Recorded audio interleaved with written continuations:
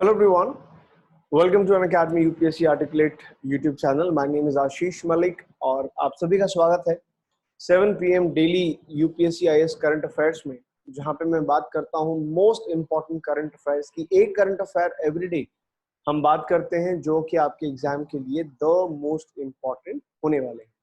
सो आज का जो टॉपिक मैंने पिक किया है जिसके बारे में मैं आज बात करूंगा वो है fossil fuel and policy dilemma.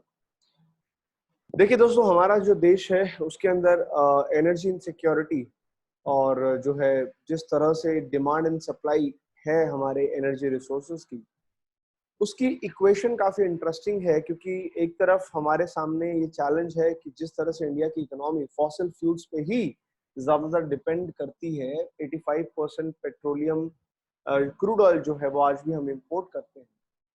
ऐसे में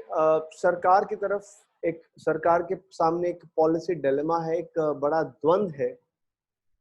और द्वंद इस चीज का है कि किस तरह से एनर्जी फॉसिल फ्यूल्स पे डिपेंड जो करती है उसको कम से कम किया जाए, ऑल्टरनेटिव फ्यूल्स ढूंढे जाएं, जैसे कि आपके ग्रीन एनर्जी जिसको हम कहेंगे, रिन्यूएबल एनर्जी सोर्सेज से, और साथ ही साथ में इंडिया की एनर्जी सिक्योरिटी को भी बनाए रखा जाए।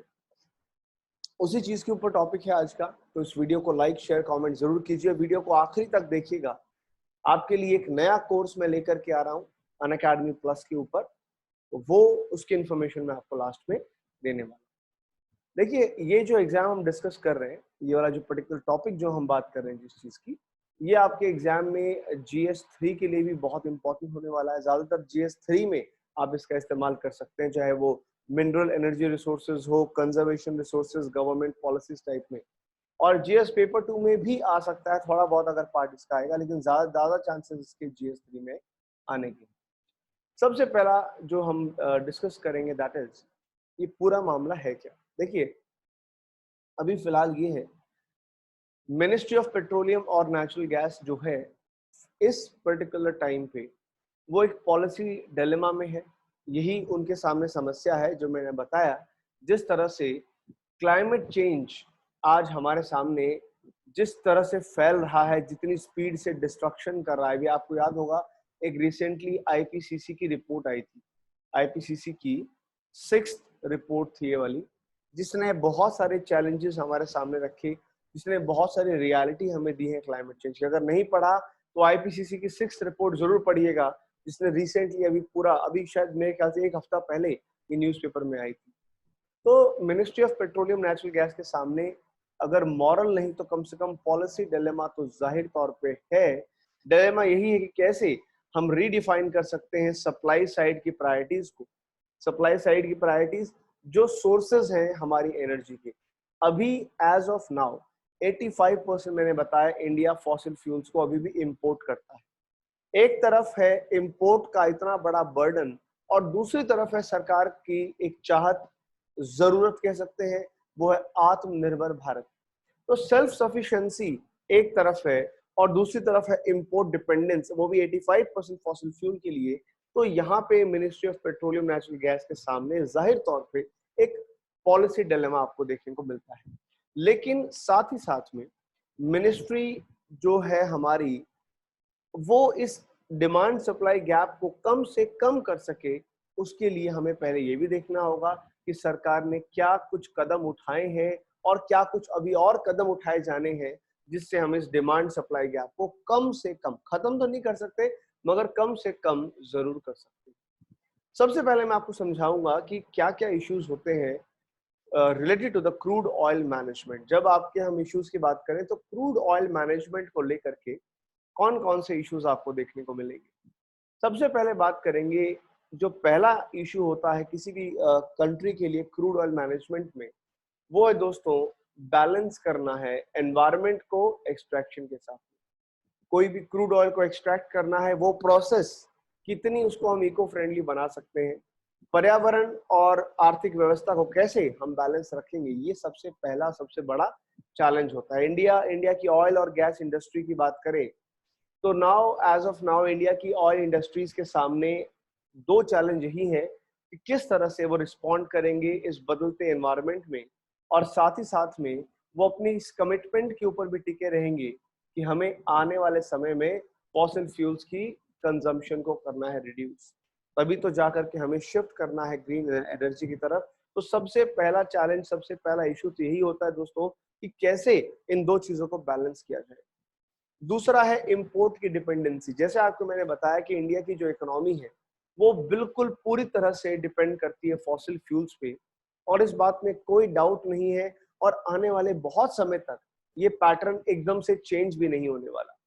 इंडिया का 85% क्रूड ऑयल की रिक्वायरमेंट्स को सीधे तौर पे इंपोर्ट करना, और जब आप किसी भी कमोडिटी के लिए किसी दूसरे देश से इंपोर्ट पे डिपेंड होते हो, तो इसका सीधा सीधा मतलब होता है दोस्तों how vulnerable we are, how volatile we are. Because देखिए, जो ऑयल एक ऐसी कमोडिटी है जो इंटरनेशनल मार्केट में बहुत ज्यादा वॉलेटाइल है। वॉलेटाइल का मतलब है इसकी कीमतें कभी घट जाती, कभी बढ़ जाती है। एक समय हमने ऐसा भी देखा जब क्रूड ऑयल की कीमतें जो हैं वो करीबन करीबन $15 पर बैरल तक भी गिर गई थी, और कभी किसी जमाने में ये 100 से ऊपर ऊपर हुआ करती थी, 100-150 के आसपास हुआ करती थी। आज भी मेरे ख्याल से फिलहाल $70-80 पर बैरल पे चल रही है।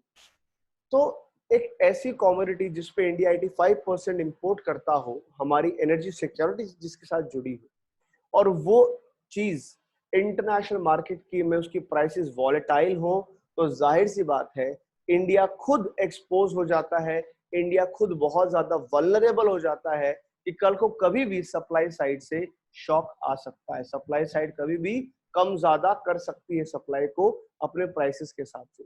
और उसके अंदर भी 85% क्रूड ऑयल में भी ज्यादातर जो हमारा क्रूड ऑयल है दोस्तों वो मिडल ईस्ट से आता है, और उसमें भी स्पेसिफिकली 3 देश, सऊदी अरेबिया, इराक और ईरान। फिलहाल ये इक्वेशन है। एक समय ऐसा था जब हम ईरान से ज्यादा लेते थे, ईरान का तेल हमें सस्ता भी पड़ता था, मगर यूएस के सैंक्शंस के बाद वो नहीं हो पा रहा। तो फिलहाल इंडिया 85% जो क्रूड ऑयल लेता है उसमें से ज्यादातर हिस्सा सऊदी अरेबिया, ईरान और इराक से लेता है। लेकिन आज फिलहाल की सिचुएशन अगर आप देखोगे तो ये सारे जो पूरा का पूरा जो मिडल ईस्ट है हमेशा से दोस्तों डीप पॉलिटिकल और सोशल फॉल्ट लाइंस में फंसा हुआ है। कहीं यहाँ पे पॉलिटिकल टर्मोइल्स है, राजनीतिक यहाँ पे उथल पुथल चल रही है, तो कहीं यहाँ पे सामाजिक जो चीजें बहुत ज्यादा है। इसलिए आपको नहीं पता, यू नेवर नो कि कब कभी भी जो सप्लाई है वो रप्चर हो सकती है, डिसरप्ट हो सकती है, और ऐसे में इंडिया बहुत ज्यादा हो जाता है वल्नरेबल। इनकी मर्जी पे है, अगर कल कोई चीज महंगी भी देंगे तो हमें वो महंगी चीजें खरीदनी पड़ सकती है। तो ये इंडिया इंडिया इनके रहमो करम पे आ गया है, just because we have become so vulnerable for this community. तीसरा सबसे बड़ा चैलेंज है वो है एक्सप्लोरेशन को लेकर के। देखिए, बहुत बार हमने एक चीज समझी है और देखी है, इंडिया जो एक्सट्रैक्ट करता है, जो क्रूड ऑयल हम लोग एक्सट्रैक्ट करते हैं, वैसे पहली बात तो बहुत ही कम, very few substantive commercial discoveries हो पाई है पास्ट में, नए नए सोर्सेज ज्यादा मिल नहीं पाए। तो आज भी इंडिया का जो मैक्सिमम एक्सप्लोरेशन है, मैं इंडिया की बात कर रहा हूँ, विद इन इंडिया जो हम एक्सप्लोर करते हैं हाइड्रोकार्बन्स को, आज भी बल्क जो रिजर्व है इंडिया में वो हैं आपके कॉम्प्लेक्स जियोलॉजिकल स्ट्रक्चर्स और हार्श टेरेन में, जिसमें ज्यादातर आपको हिमालय के फुट हिल्स में या डीप वाटर ऑफशोर्स में मिलते हैं। ठीक है, अब हिमालय के फुट हिल्स में आप डिगबोय का एग्जांपल आपको याद रहेगा असम में, और ऑफशोर में what better than Bombay high, है ना। तो ये आज भी इंडिया के पास, आप देखिए, आप कितने टाइम से आप लोग देख रहे होंगे, इंडिया में बहुत ही कम नए सोर्सेज डिस्कवर हो पाए हैं। आज भी इंडिया के ज्यादातर मेजॉरिटी जो क्रूड ऑयल के सोर्सेज हैं वो आज भी आपके हिमालयन फुटहिल्स और डीप वाटर ऑफशोर में मिलते हैं, और they are difficult to find, but even when found the cost is so high कि वो कमर्शलाइज नहीं हो पाते। पहली बात तो मिलना ही बहुत मुश्किल है, और मिल भी जाए तो जरूरी नहीं दोस्तों हर चीज कमर्शियली वायबल हो। समझो, मतलब जैसे कि अगर आपको मैं ये बोलूं कि भाई आपके घर के नीचे, लेट्स से आपके घर के नीचे 1 किलो सोना है, 1 kg गोल्ड है आपके घर के नीचे, आप जमीन खोदना शुरू करोगे और वो इतनी गहराई में, इतनी नीचे है कि उसको खोद करके बाहर निकालने में, उसको प्योरीफाई करने में, यूज करने, मान लीजिए उसकी कीमत आपकी 60,000 रुपये आ जाए, 1 किलो सोने की जो कीमत है 60,000 रुपये आ जाए, सॉरी 6 लाख रुपए आ जाए, सपोज 6 लाख रुपए का आपने सोना निकाल लिया, और किसी समय पे मान लीजिए इसकी जो कीमत है आज मार्केट में मान लो 5.5 लाख रुपए कीमत। आप बताइए, आप क्या ऐसा काम करेंगे कि 5.5 लाख रुपए की कीमत के सोने के लिए आप 6 लाख रुपए खर्च तो नहीं करेंगे? बेशक आपके घर के नीचे दबा हो। इसको कहते हैं कि भाई कमर्शियली वायबल है कि नहीं है, हम निकालने में कितना खर्चा आएगा और कल को बेच करके कितना प्रॉफिट कमा लेंगे, वो भी देखना होता है। और ऊपर से कोविड के टाइम पे तो हमारे सामने बहुत सारे स्ट्रक्चरल चैलेंजेस भी आ गए इस पूरे मामले में। फॉसिल फ्यूल के ऊपर इंडिया की जो डिपेंडेंस है उसके वजह से कुछ स्ट्रक्चरल चेंजेस आए हैं कोविड 19 पेंडेमिक टाइम्स में। क्या क्या स्ट्रक्चरल चैलेंजेस हैं देखिए, आज आप आपके सामने है कि इंडिया के सामने when it comes to fossil fuels कौन कौन से स्ट्रक्चरल चैलेंजेस आते हैं। नंबर 1 है रिफाइनिंग ऑपरेशन और इन्वेंट्री मैनेजमेंट का। दूसरा है अनसर्टन कस्टमर बिहेवियर, अब न्यू नॉर्मल है। कोविड के टाइम पे हमने देखा, मैं आगे आपको दिखाऊंगा, जो नॉर्मल टाइम्स पे जो डिमांड 263 मैट्रिक टन की हुआ करती थी, कोविड टाइम पे वो डिमांड जो है लगातार गिरती हुई 235 पे आ गई। तो अनसर्टन कंज्यूमर बिहेवियर है, कंज्यूमर कब कितना यूज करेगा अभी हम कुछ नहीं कह सकते, जब से खासतौर पे 2 साल से कोविड की वजह से चीजें डिसरप्ट हुई है। बहुत ज्यादा प्रेशर है इस टाइम पे मार्जिनल स्टेक होल्डर्स के सामने, they have different expectations. Limited crude price stability, क्योंकि बहुत ज्यादा वॉलेटाइल है, कीमतें घटती बढ़ती रहती हैं। Talent and people health management, तो ये सारे स्ट्रक्चरल चैलेंजेस हैं दोस्तों जो आज क्रूड ऑयल मैनेजमेंट के साथ जुड़े हैं, और ये चीजें और एग्रीवेट हो गई हैं आफ्टर कोविड-19, बिकॉज कोविड-19 में डिमांड और सप्लाई दोनों की तरफ से ड्यूअल शॉक आया था। डिमांड साइड से लोगों ने कम डिमांड कर दी, सप्लाई साइड से क्योंकि सप्लाई करते कैसे, क्रूड ऑयल की रिफाइनरीज में बिकॉज ऑफ कोरोना वायरस कोई काम नहीं कर रहा था, दुनिया भर में लॉकडाउन था, तो ना तो सप्लाई बढ़ पा रही थी और डिमांड तो ऑल टाइम थी ही बहुत ज्यादा कम। तो इस तरह के चैलेंजेस, स्ट्रक्चरल चैलेंजेस आज हमारे सामने आए हैं। It is all because of this whole scenario. तो ऐसे में वे फॉरवर्ड क्या है, ऐसे में क्या किया जाए, ministry of petroleum natural gas क्या कर सकती है, हम as a civil servant, future civil servant इसमें क्या कंट्रीब्यूट कर सकते हैं, लेट्स ट्राई टू अंडरस्टैंड। देखिए, सबसे पहले तो हमें रैशनलाइज करना होगा अपनी domestic exploration. India really have to scale up harnessing its indigenous petroleum resources, जिससे और कैसे होगा, जब तक हम अपने खुद के, हमें और डिस्कवरीज करनी होंगी, हमें और नई नई जगह ढूंढनी होंगी इंडिया में जहां पे इंडिजीनियस पेट्रोल रिसोर्सेज हम यूज करते हैं। और उसके लिए दोस्तों बहुत जरूरी, और एक्सप्लोरेशन के भी अपने खुद के चैलेंजेस हैं।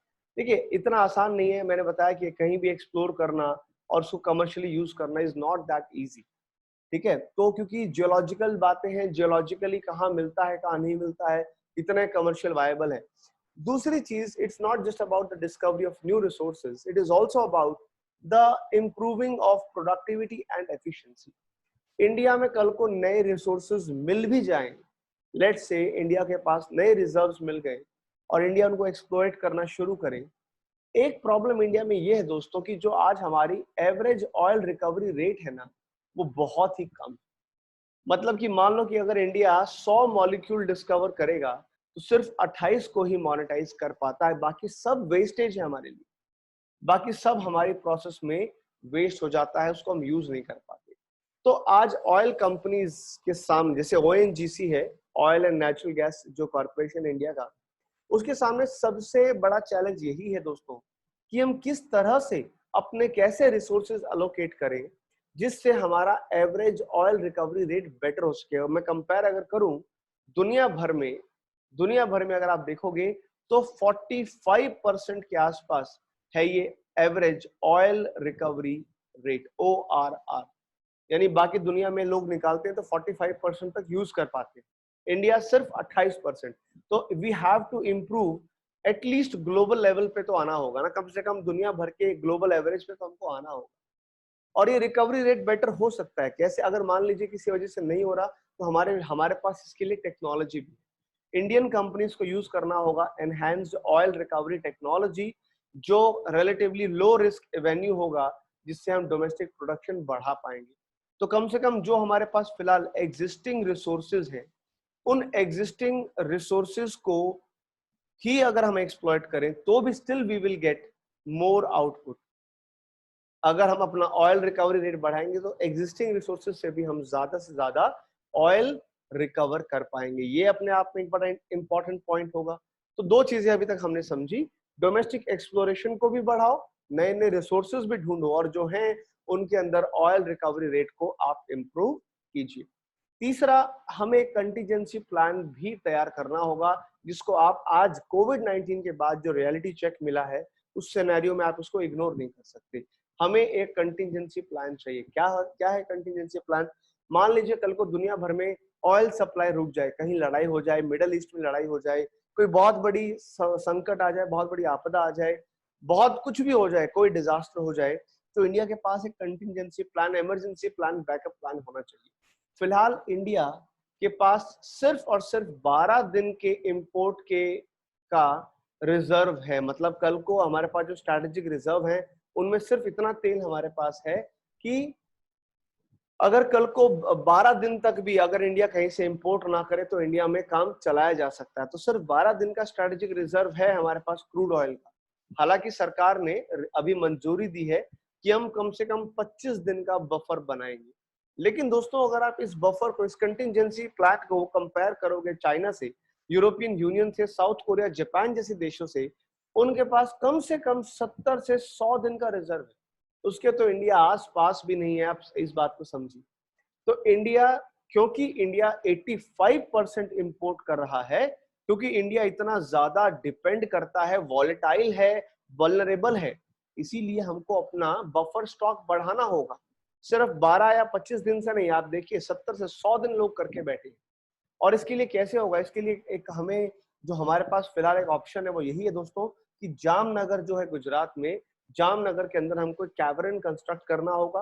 क्योंकि देखिए 60% जो हमारा क्रूड ऑयल है वो जामनगर में ही इंपोर्ट होता है, और जामनगर बहुत अच्छे तरीके से वेल कनेक्टेड है टैंक्स और पाइपलाइन से रिफाइनरीज पे जाने के लिए। तो ज्यादा से ज्यादा हमें जामनगर में क्रूड ऑयल के रिजर्व्स बनाने होंगे, और जिससे कम से कम हम एटलीस्ट ये 25 दिन वाला टारगेट तो अचीव कर पाए। क्योंकि 12 दिन का स्ट्रेटेजिक रिजर्व बहुत ही कम है।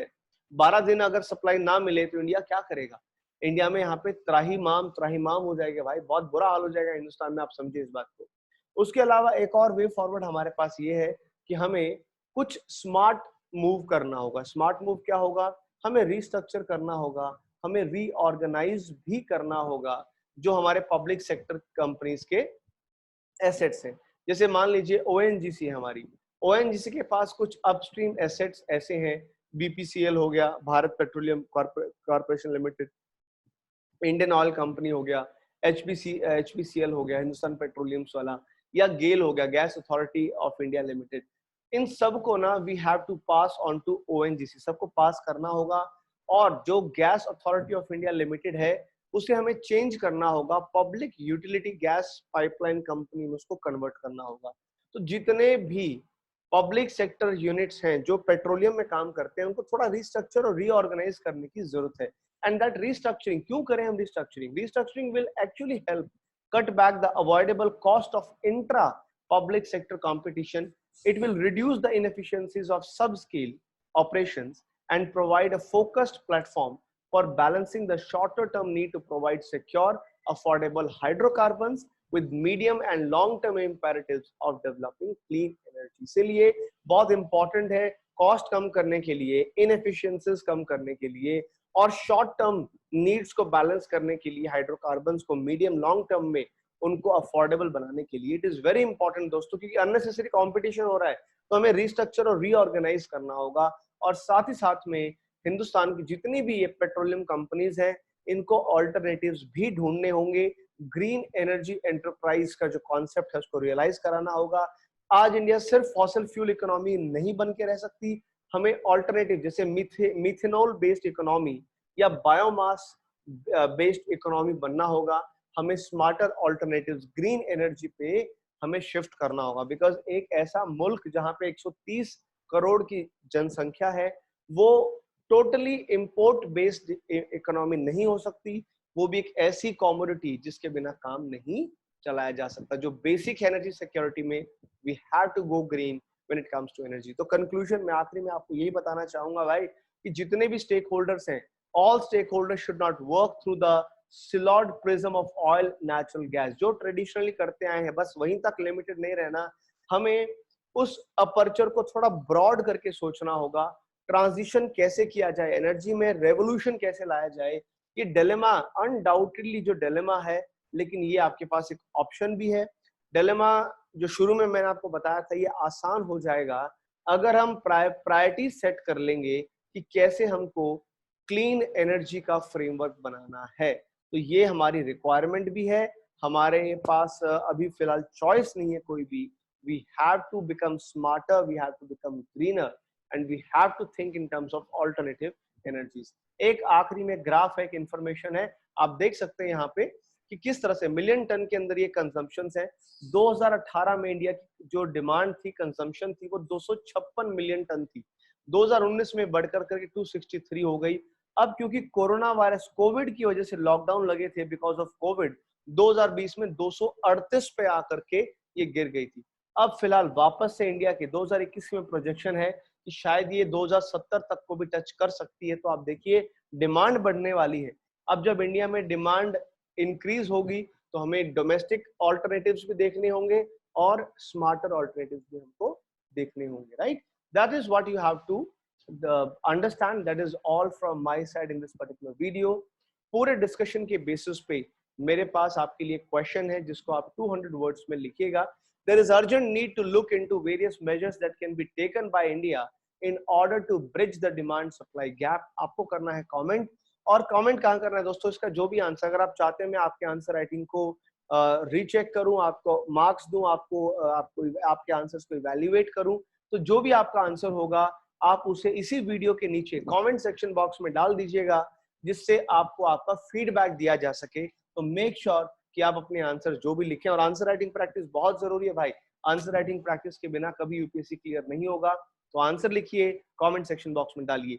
साथ ही साथ में अगर आप नहीं जानते कि सर आंसर राइटिंग कैसे किया जाए या कैसे होना चाहिए, तो मेरा एक कोर्स है जो ऑलरेडी मैं अभी चल रहा है अनअकैडमी प्लस के ऊपर। हर रोज सुबह 11 बजे मेरी क्लास आप अटेंड कर सकते हैं। अगर आप अनअकैडमी प्लस के ऊपर हैं, अगर नहीं है तो आप जो है आशीष मलिक रेफरल कोड यूज करके आज ही सब्सक्राइब कीजिए अनअकैडमी प्लस को, जिससे आपको 10% डिस्काउंट भी मिलेगा। इस रेफरल कोड से मेरी गाइडेंस भी आपको मिलेगी। तो 11 बजे, सुबह 11 बजे जो है आप आइएगा। कंप्लीट कोर्स है, current affair with answer writing का एक कोर्स रहेगा, जिसको आप जरूर एक बार रिकमेंड कीजिएगा। और दूसरा दोस्तों, ज्योग्राफी के लिए नया एक कंप्लीट कॉम्प्रिहेंसिव कोर्स लेकर के आ रहा हूं मैं, फिजिकल ज्योग्राफी का, जो प्रीलियम और मेंस दोनों के लिए होगा। 38 क्लासेस मैंने प्लान की हैं इसके लिए। तो बहुत अच्छा बड़ा कोर्स होने वाला है दोस्तों। आईएएस एग्जाम के लिए बहुत इंपॉर्टेंट ज्योग्राफी का कोर्स शुरू हो रहा है 19 अगस्त को शाम 6:30 बजे। तो इसके अंदर भी आप अपने आप को जरूर एनरोल कर लीजिए। उम्मीद करता हूं कि आपको आज का ये पूरा डिस्कशन, पूरा वीडियो पसंद आया। मेरी वीडियोस हर शाम को 7 बजे लाइव होती हैं दोस्तों। तो इस YouTube चैनल को जरूर सब्सक्राइब करना, ताकि कोई भी 7 बजे की वीडियो आपसे मिस ना हो। Thank you so much and best of luck. जय हिंद, जय भारत।